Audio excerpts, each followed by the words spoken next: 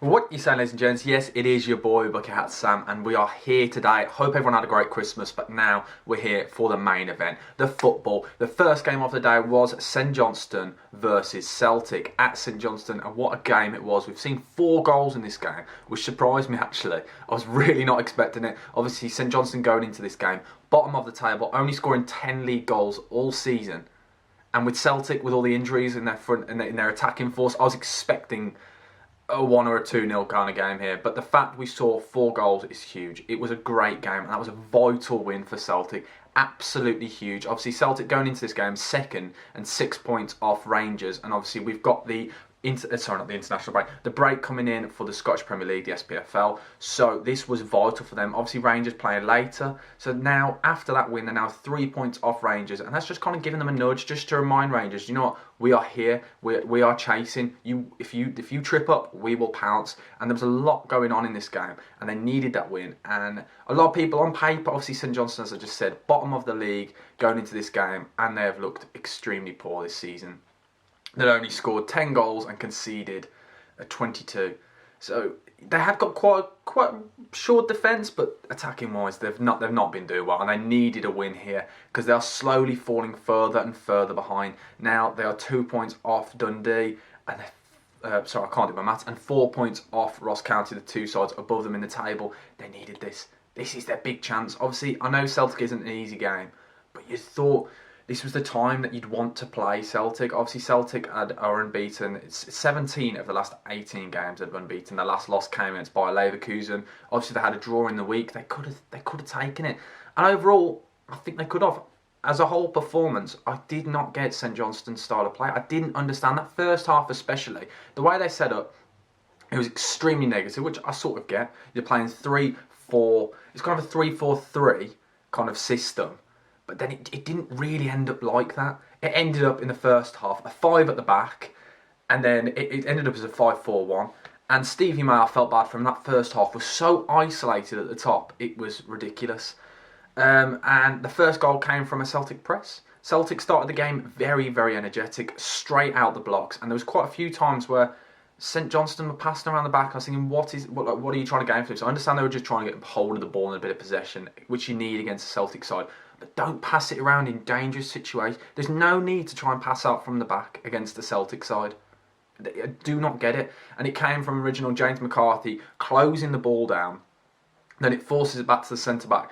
And then Josip Juranovic comes through, wins the ball back, pounces on it, and he takes a one touch and then whips that ball in early. And wow, Leo Labada puts the ball straight at the keeper. Great save from Parrish, but then the ball flicks up.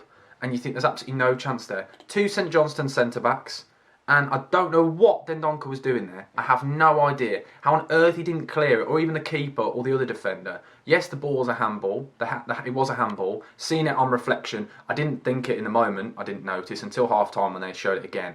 They should not be conceding goals like that. It's a stupid mistake to give away inside the first 10 minutes, especially against the Celtic side. I do not get what was going on.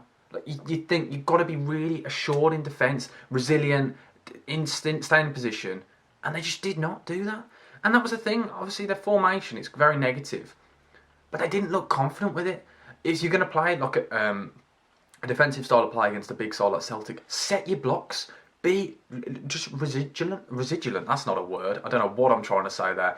But stay in position. I don't understand it. Stay in a solid back 5 and then the 4 and do not move. There shouldn't be any gaps between the defence and the midfield, and that was the problem, especially for the second goal. Tom Rogic had the ball and he just kept operating in those gaps. And I was thinking, someone has got to close him down here, and they felt for it. And the thing is, players coming out of position, it was a really, really poor performance in that first half from St Johnstone. Giving Celtic players space, occasionally one player would press. You either press as a team or you stick to your position. And quite clearly, they weren't told what they were doing. It was all over the place, defensively poor performance. And I think when Kane came on, he changed the game, offered something a bit different. Stevie May wasn't really holding the ball up when the ball's knocked long to him. He was just chasing lost causes. But when Kane came on, he kind of held the ball up, moved it on. And that's how they got back into the game. And I thought they played very well in that second half for about half an hour period, where Butterfield had a couple of good shots. Kane, obviously, that was a screamer of a goal. Carter Vickers was in the wrong. It was really defensively poor. And there was another thing here I want to talk about with Celtic. It was really, really odd. They'd absolutely bossed the first half, and they came out second half. It was like reluctant to attack. It was really, really. It was just. It was very lazy. Really, really lazy. It was very casual, just passing out from the back, slowly moving the ball around. It's like, we don't need to get another goal. I thought it was really naive. Realistically, they should be making a huge statement. The fact that they've got players out, obviously, Kygo as well out injured in the game. I thought they'd have been going for it. Young players, energy on the pitch. There was none of that in the second half. And then they conceded the goal, and then they came back out of it. But if they're going to win the league, if they're going to compete with Rangers, they can't do that. You can't have moments where you switch off for half an hour. I thought that was really poor game management from them. But then in the last 15, after they conceded the goal, it was a great goal from Bitton. Really good finish. Parrish probably should have saved that at his near post. But overall, really interesting game. St Johnstone, it's good signs for them. They are showing that they can play football, they can do something, so they can take a little bit out of it. But then also, they've got to look at that first half and think, we will not stay up if we play like that. Absolutely no chance. And then Celtic, the moral of the story for them is they can't rest on their laurels. They can't do it. They just switched off. You can't do that. If you're going to win the league, you cannot do that.